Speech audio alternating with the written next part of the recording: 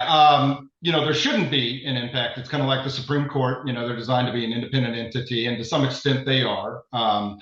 They are nominated by the president and approved by the Senate, so it has to go through that vetting process. I think if you look at the current makeup of the board, it's pretty even split between Democrats and Republicans. There might actually be one more Republican on the board currently. I think four Republicans, three Democrats, I believe, on the committee. But you typically, regardless of the administration in the White House that's in power, you typically are going to find the executive branch is going to focus on low interest rates, right? They want economic growth because, to be perfectly candid, they're thinking short term. They're thinking the next 4 years, or I've got to get reelected. And so every one of them wants a good economy, right? They're going to be thinking short term. The Fed, probably rightly so, but probably too cautiously, is thinking long term.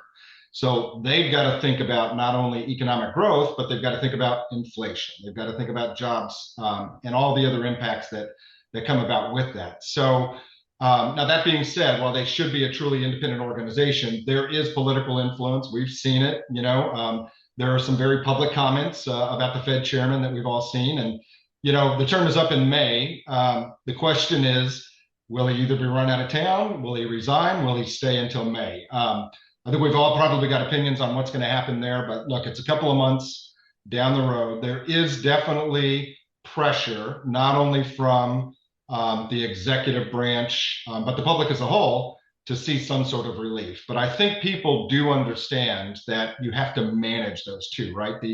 The question is, how aggressively or how conservatively are you going to manage those tools that the Fed has available at their fingertips, and balance that out with the need to maintain inflation? Now, I think you mentioned this earlier.